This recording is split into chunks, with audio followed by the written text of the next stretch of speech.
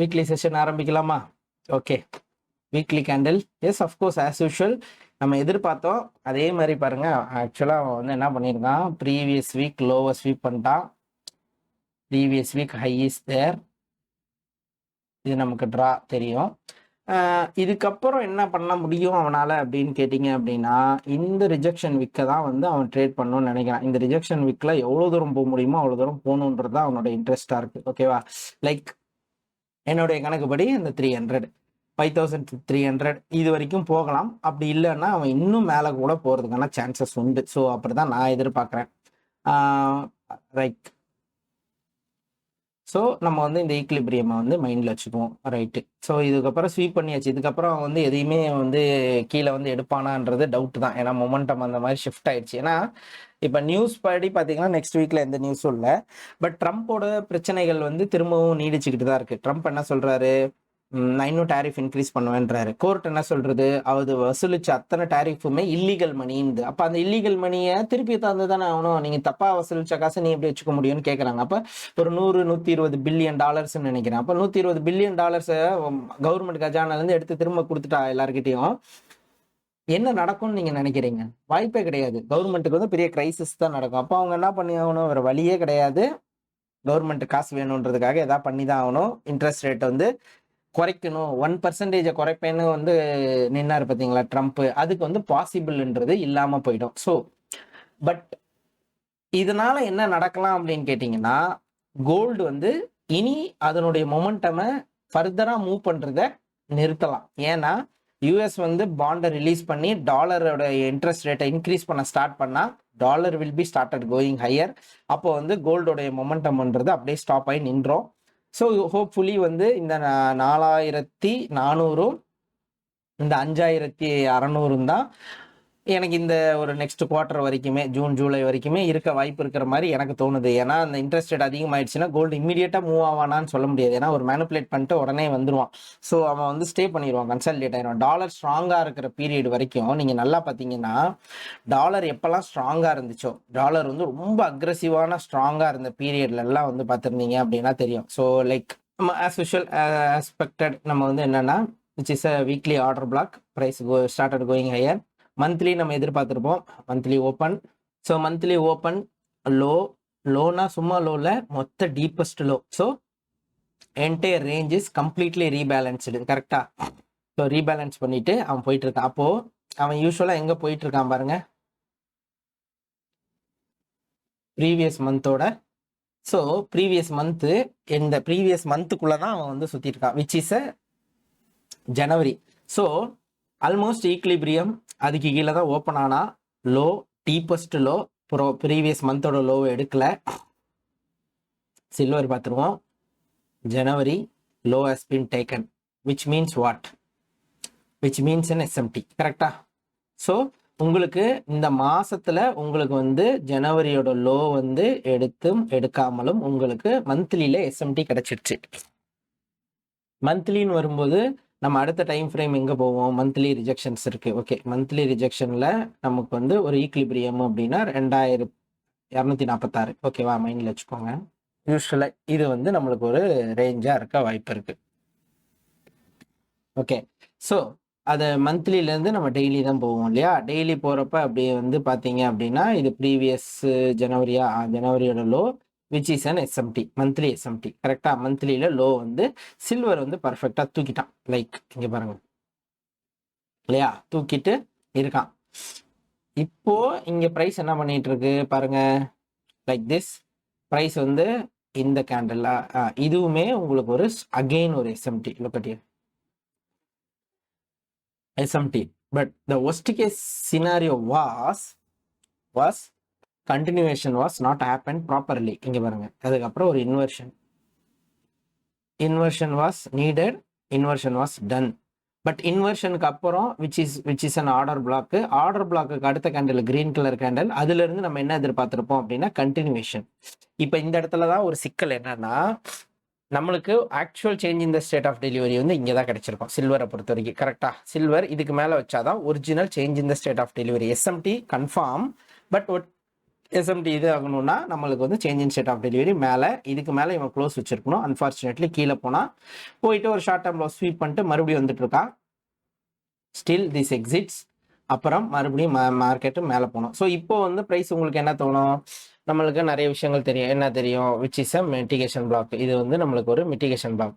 இல்லை இதை நான் பிரேக்கராக எடுத்துக்குவேன்னா எடுத்துக்கங்க, என்ன பிரச்சனை இல்லை. ஏன்னா எனக்கு இதுதான் change in state of delivery, இதுதான் எனக்கு எம்எஸ்எஸ். கரெக்டாக இதான் மார்க்கெட் ஸ்ட்ரக்சர் ஷிஃப்ட் எனக்கு. ஸோ அப்படி பார்க்கும்போது வந்து எனக்கு இந்த இடத்துல வந்து மார்க்கெட் ஸ்ட்ரக்சர் ஷிஃப்ட், இவன் தான் லோவஸ்ட் லோ வச்சிருக்கான். இந்த லோவஸ்ட் லோ வச்ச கேண்டலுக்கு முன்னாடி இருக்கிற லாஸ்ட் அப் க்ளோஸ் கேண்டல்னா இதுதான். அப்போ அந்த டவுன் க்ளோஸ் கேண்டில் அதான். அப்போ பார்த்தீங்கன்னா எனக்கு இதுதான் மார்க்கெட் ஸ்ட்ரக்சர் ஷிஃப்ட்.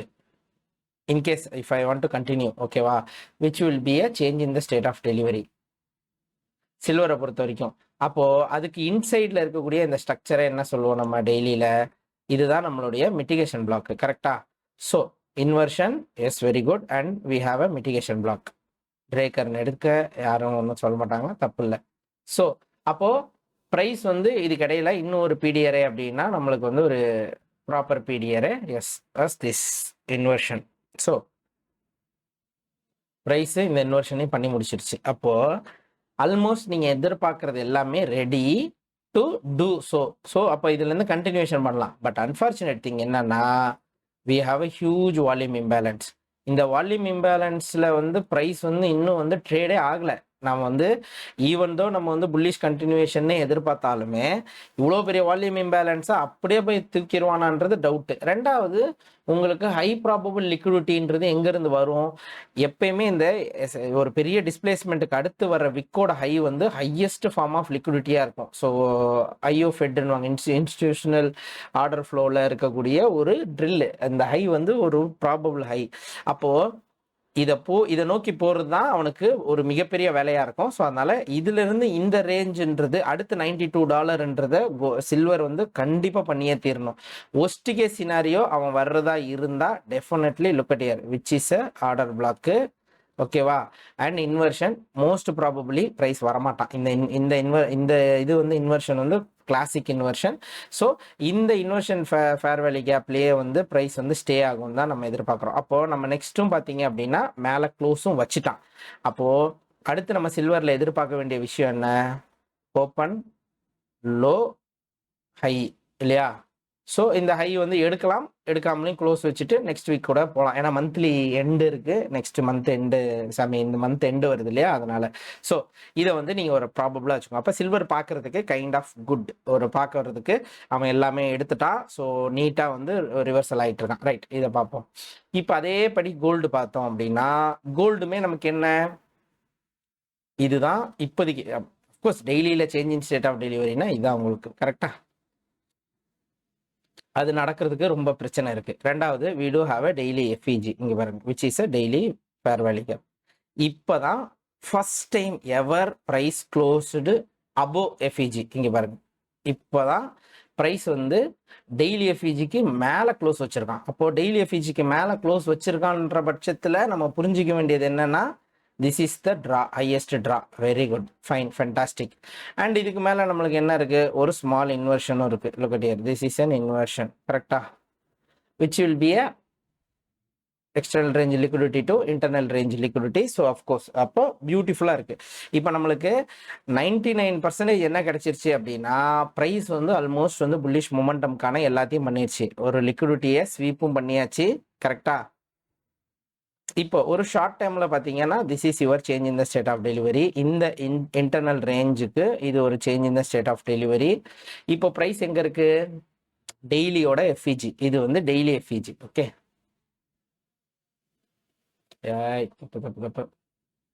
இப்போ டே எஃப்இஜி, இந்த டே எஃப்இஜியை ஞாபகம் வச்சுக்கோங்க. We am going to mark it as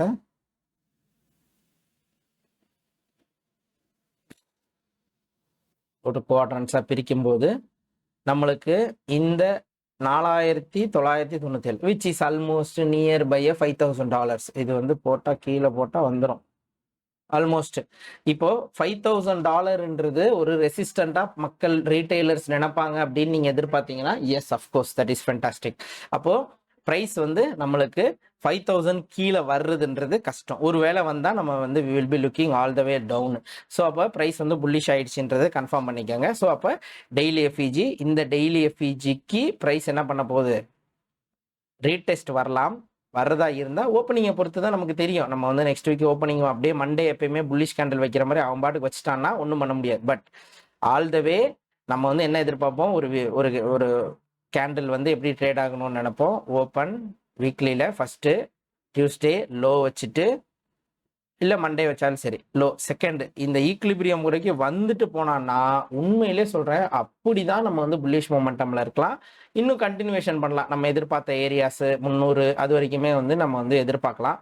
ஒருவேளை இன்னும் கொஞ்சம் ஹையர் ப்ரைஸஸ் போனாலும் ஓகே தான். ஸோ இது வந்து உண்மையிலே நல்லாயிருக்கும். அப்போது இப்போதைக்கு நீங்கள் மேக்ஸிமம் மைண்டில் வச்சுக்க வேண்டியது ஒரே ஒரு விஷயம் தான், this is your daily FEG.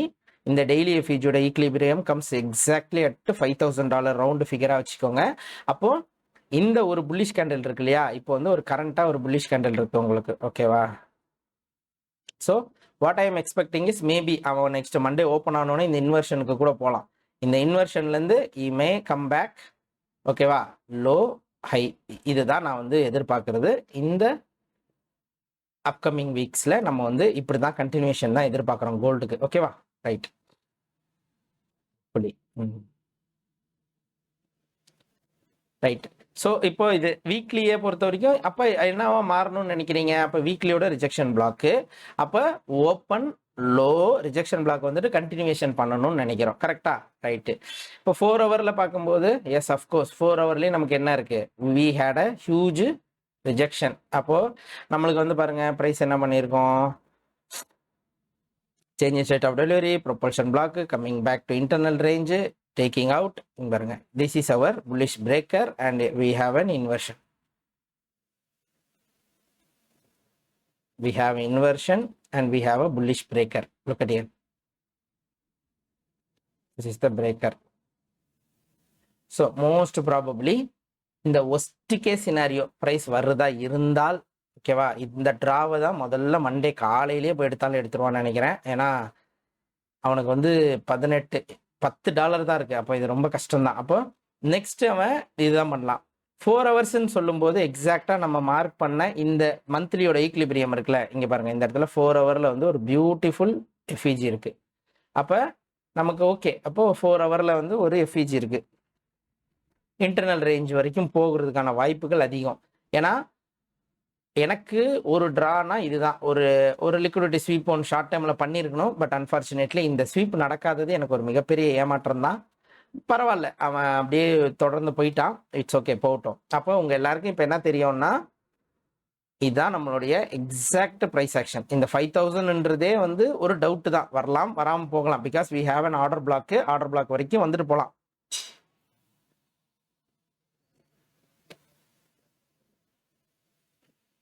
Order block, bullish breaker, ஓகேவா? 4 ஹவர் புல்லிஷ் பிரேக்கர் இருக்கு. ஸோ நம்மளுடைய வேலை என்னன்னா, வீக்லி வந்தா இங்கிருந்து ரிவர்சல் கிடைச்சா ஒரு 15 மினிட்ல மார்க்கெட் ஸ்ட்ரக்சர் ஷிஃப்ட் கிடைச்சா கண்டினியூ பைல இருக்கலாம் நம்ம, ஓகேவா? லைக் ஒரு 15 மினிட்ஸ் லோவில் பார்க்கும்போது நம்மளுக்கு வந்து ஒரு 15 மினிட்ஸில் லைக் இந்த மாதிரி இருக்கணும். இதெல்லாம் ஒஸ்டானதுன்னு வச்சுக்கோங்களேன், வேறு வழியில் எஸ்எம்டி வச்சு நம்புங்க. ஸோ இந்த மாதிரி ஒரு ஷிஃப்ட் கிடச்சி 15 மினிட்ஸில், இல்லை இந்த மாதிரி ஒரு ஷிஃப்ட் கிடச்சா நம்ம வந்து என்ன பண்ணலாம், கண்டினியூஸாக இருக்கலாம். So okay, low time frame குப்பை தான், அந்த குப்பை என்ன பண்ணுறதுன்னு தெரில. So okay, this is the last down close candle. இதுதான் வந்து இருக்கிற எல்லா லிக்விடிட்டி ஸ்வீப் பண்ணி வாரி சுருட்டினா. ஸோ அப்போ அந்த ஆர்டர் பிளாக் வந்து ரொம்பவே நல்லா இருந்துச்சு. So like this one. So price வந்து அழகாக வந்துட்டு போயிருக்கான், இதை ரீபேலன்ஸ் பண்ணியிருக்கான். நம்மளுக்கு ஒருவேளை அவன் வரவே மாட்டேன்றான், ரொம்ப அக்ரெசிவாக இருக்கான்னா, the final call will be this order block. Okay, okay, this is the final call. In case உங்களுக்கு வந்தால் நீங்கள் இந்த 15 minute FVG, this is a propulsion block, இங்கேருந்தே கூட யூ கேன் ட்ரை பைஸ், ஓகேவா? இங்கேருந்தே கூட நீங்கள் வந்து டுவர்ட்ஸ் அதை நோக்கி நீங்கள் வந்து ட்ரேட் பண்ணலாம். இந்த என்டையர் ரேஞ்சை நோக்கி நீங்கள் வந்து ட்ரேட் பண்ணலாம். ஸோ இது வந்து இட்ஸ் நாட் அட்வைஸ், பட் ஒரு ஐடியாலஜி மட்டும் தான் நான் கொடுக்குறேன். ஸோ இப்போ எனக்கு ஒரு கண்டினியூவேஷனில் ட்ரெண்டாக இது வந்து புல்லிஷ் ட்ரெண்டை கண்டினியூ பண்ணுறான்ற பட்சத்தில், அவன் ஆர்டர் ஃப்ளோவை புல்லிஷாக மாற்றிட்டான் அப்படின்ற பட்சத்தில் பார்த்தீங்க அப்படின்னா, this is a 15 minute FEG. ஓகேவா, which is fantastic. Body closing inside of that, and I do have another 15 minutes, and I do have another 15 minutes. இது வந்து நமக்கு ப்ரீமியமாக தோணும். ஏன்னா இப்போ ஒரு ஷார்ட் டைம் லோ, இந்த லோ டு ஹை போட்டிங்க அப்படின்னா which will be a great area of interest, which is a propulsion block. Entire order black கூட என்டையர் ரிதம் இதுக்குள்ளே தான் இருக்கும். விக்கு விடலாம், ஆனால் பாடி க்ளோஸ் ஒன்ஸ் ப்ரைஸ் உள்ளே வந்து இந்த மாதிரி பாடி க்ளோஸ் வச்சுட்டு அடுத்த கேண்டில் புல்லிஷாக க்ளோஸ் ஆகிட்டான்னா இந்த இடத்துக்கு வந்து இங்கேருந்தே கூட கண்டினியூஷன் ட்ரை பண்ணுங்கள், நல்ல ட்ரேட்ஸ் கிடைக்க வாய்ப்பு இருக்குது. இவ்வளோ டீப் டிஸ்கவுண்ட்ன்றதை லெட் சி, நம்ம நியூஸு ஏதாவது ஒரு இம்பாக்ட் இருந்தால் வரலாம், இல்லைனா maybe we will be trading higher prices. ஓகேவா, ஸோ இதுதான் கோல்டுக்கு என்டையர்லி நான் சொல்லணும்னு நினச்சது. ஸோ ஓகே தானே, திஸ் இஸ் ஃபார் கோல்டு. ஓகேவா, ஸோ க்ளீனாக இருக்குது ப்ரைஸ். ஆல்மோஸ்ட் எல்லா லிக்விடிட்டி ஷார்ட் டைம் லோஸ் எல்லாத்தையுமே ஸ்வீப் பண்ணி முடிச்சிட்டான். ஸோ அதனால் இனிமேல் வந்து கண்டினியூவேஷன் புல்லிஷ்னா இந்த ஸ்ட்ரக்சருக்கு ரீடெஸ்ட் பண்ணிட்டும் ஃபென்டாஸ்டிக்காக போயிட்டாவன். ஓகேவா, ஸோ அதனால் வந்து சாரி, இது ரெண்டு தான் பெண்டிங். அப்போ அது டீப் ப்ரீமியமில் இருக்குன்றப்ப ப்ரைஸ் வந்து என்ன பண்ணலான்னா வச்சுட்டு இங்கே வரலாம். இங்கே வந்துட்டு உங்களுக்கு ஒரு ரிவர்சல் கிடைச்சோடனே you to start trading higher prices. Okay, so Monday maybe இந்த இன்வெர்ஷன்லேருந்தே வரலாம். ஸோ இந்த ஹையை தூக்கிட்டு உங்களுக்கு இன்வெர்ஷன்லேருந்து வரலாம், பட் இட்ஸ் ஓகே, அது வந்து நீங்கள் ஒன்றும் ஒரி பண்ணிக்க வேண்டியதில்லை. And we do have order block here 15 minutes order block FEG. So okay fine, no worries, நமக்கு வந்து நல்லாவே இருக்குது ப்ரைஸ் செக்ஷன். ஸோ கோல்டை பொறுத்த வரைக்கும் எல்லாருக்கும் ஓகேன்னு நினைக்கிறேன். ஸோ இது வந்து கோல்டு வந்து க்ளீனாக புரிஞ்சிருக்கும். நான் ஓவரால் வந்து எல்லாத்தையும் சொல்லிட்டேன். Okay, so gold I am looking higher prices until unless daily la again என்னது கீழே க்ளோஸ் வைக்காத வரைக்குமே நான் வந்து புல்லிஷ்ல தான் இருக்க போறேன். ஓகேவா, ரைட்டா, அண்டர்ஸ்டுட், டன். ஒரு நல்ல momentum, try finding higher prices. Okay, good one. Okay.